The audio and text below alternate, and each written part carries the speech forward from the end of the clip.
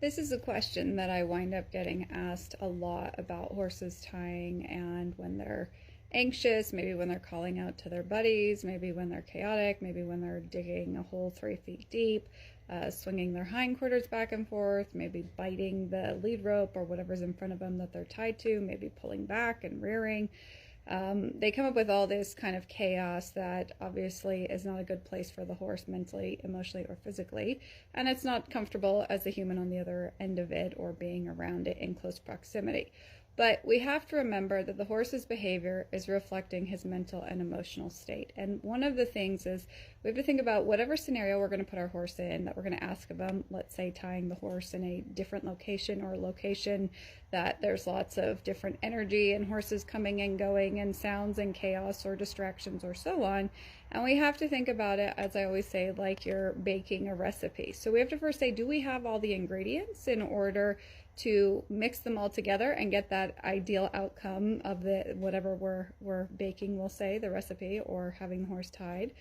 But in looking at our ingredients, we must also say, are they quality or is the horse being tolerant? And for most of what I encounter with people who tell me, well, my horse is fine in one place, but he winds up then acting really different if he goes somewhere else, is that they're not actually assessing the quality of what they're doing during the interaction. What they're looking at is that as long as the horse's behavior doesn't make the human feel uncomfortable or stressed or worried, then the human is saying that is good enough. And so I just got done with a clinic. This actually happened to come up in the scenario of trailer loading, which is no different than asking the horse to stand tied, because it's about how we're using pressure to communicate with the horse. Can we direct their thought? Can we help them let go of their counter offers, meaning the other thoughts and behaviors that they come up with that we have not asked for? Can we help them drain their tension? And can we communicate in a way that does not trigger their emotions to become defensive, for them to mentally flee and then become physically dramatic and avoidant and resistant and potentially dangerous in their behavior? So in thinking of terms of taking your horse to somewhere that might be very concerning or mind-blowing for them, especially if a pattern has already been established of every time we haul out, my horse does X, Y, and Z, first and foremost, you need to be realistic that it's going to take time to undo the pattern in which your horse has learned to cope. Even though it's not ideal behavior, it is their coping mechanism.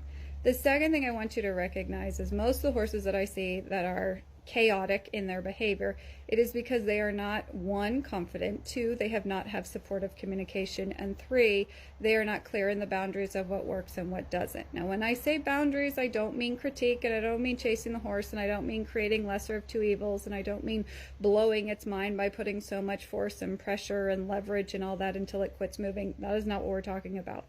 But what I find is that people are focused on what does my horse do when it's tied, as opposed to what are the things that have I done to prepare my horse to be tied, and what are his counter offers when he's in a calm, safe location. Because everything your horse is doing at the unfamiliar or new place or chaotic place or wherever you're at, where it seems to be to you the trigger all of a sudden of a different behavior, is actually in your horse the entire time. It is not something that just suddenly comes up. So it takes a bit of playing detective to go back to saying, okay, if I tie my horse at home, is there a certain pattern in our location or at the boarding facility or wherever your horse is familiar with?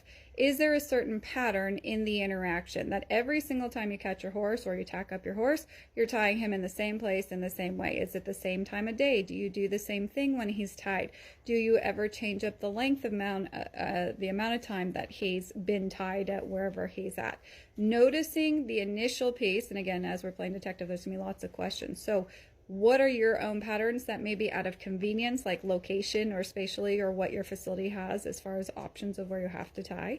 And notice what happens if you start experimenting with changing those up. Because 9 times out of 10, I find people have created patterns they didn't even realize they've created.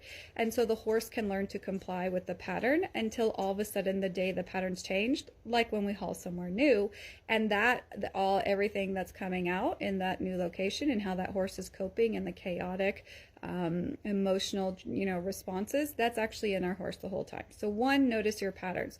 Two, when we're noticing the quality of what happens when we're in that, I'm going to say, safe place where your horse isn't emotionally triggered, notice how soft is he when he's tied. So what I find for most people is their standard is, as long as the horse isn't swinging his hindquarters around too much, and as long as he's not really pulling back on the lead rope, then the horse is tied.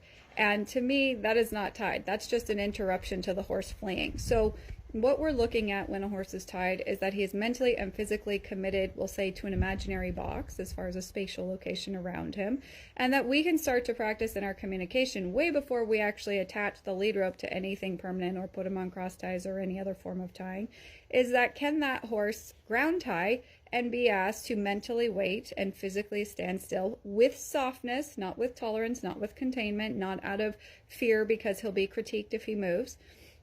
And when we do ask him to ground tie, how often when we move around him is it triggering him to mentally flee? Does he immediately move if we are moving our body? Does he start looking around and calling out to his bodies? And if we get it what we think is quality, where it seems like his brain and his body is in one spot waiting for us, and we ask him somewhere different, let's say on the grass or maybe a different location or near distractions of another horse, what is the horse's feedback? Because again, we're not trying to challenge the horse and say, let's see what happens. What you're looking to do is find out where the holes in the communication and perhaps your horse's education are that is leading to, when he's at more concerning or locations or places that are triggering things, this unreasonable dramatic behavior. So we want to notice what is the quality of when you ask your horse to halt and stand tied, even if he's not physically attached to something solid. Is his brain near his body? Most horses that I see when people are grooming them and tacking them up, they are looking all over the place, so their brain's a half mile away, or they completely shut down and withdraw and go inside. They are not mentally present. I find a lot of horses when they stand tied have a rigidity and a brace where their hocks are locked up and their rib cage is expanded and the breathing is heavy and they're tight in their shoulders and their knees are locked and their neck is swollen up and expanded and their jaw is rutted forward in this kind of thrusting defensive mode. I find a lot of horses are swinging around or gently pawing at wherever they're tied, and as long as it doesn't seem too dramatic or we slap them on the shoulder or we yell at them and we get a change, we think, oh, it's great, rather than recognizing the subtle, reasonable behaviors that are showing us that on the inside there's a whole lot more chaos going on. So when we're trying to break down these really big dramatic moments, we always have to go back to all of the small pieces and look at that quality. When you communicate with your horse, does it take 2, 3, 4 times before your horse responds to you? And when they do respond to you, are you getting a mental change first, or are you just getting a physical yielding?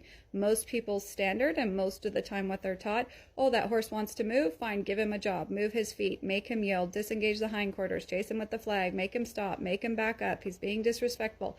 If your horse's mind is already blown and all you're doing is adding more pressure and chaos and asking him to physically move all over the place, it's like adding fuel to the fire, and you're teaching him to be defensive towards your communication. So especially when he's at peak stress levels, he is going to have less and less mental availability for your input, and when you do offer communication, he's already going to be defensive towards it, and it's going to feel like your communication is just making the scenario worse. So we need to go back and say, okay, what is the quality of when I communicate with my horse? First of all, am I specific? First of all, do I engage my horse's brain before I ask for movement in his body? When I do ask him to look at something and step towards something, am I specific in the beginning, middle, and end in my communication, or do I kind of bail in the middle of the communication because he's sort of getting what I asked and that was good enough? Any of these places where we are accepting sort of gray area or kind of the horse drifting into the movement that we're asking for, we need to recognize we are diminishing the quality of the tools or the quality of how we're communicating with the horse. We need to break things down so that we communicate in a very black and white specific way to where we're clear in what we're asking. We stay mentally present to the horse's counter offers. We are addressing those counter offers till they let them go. We're helping that horse drain his physical tension, and then we're going back to whatever we were originally asking for of the horse, helping him mentally find it, and then physically offer the behavior. If we do not offer that quality of conversation, You have unreasonable expectations that your horse is going to suddenly listen to you when he's at peak stress levels or he's outside of his comfort or safe zone. So this is something where, again, even though, yes, we don't want this unwanted big dramatic moments, the peak level of the horse's stress is not the time to fix or train what the horse is doing or trying to contain that unwanted behavior. We have to recognize how much earlier in the interaction we must start with quality, put the small pieces together, and then we see changes as that horse goes out.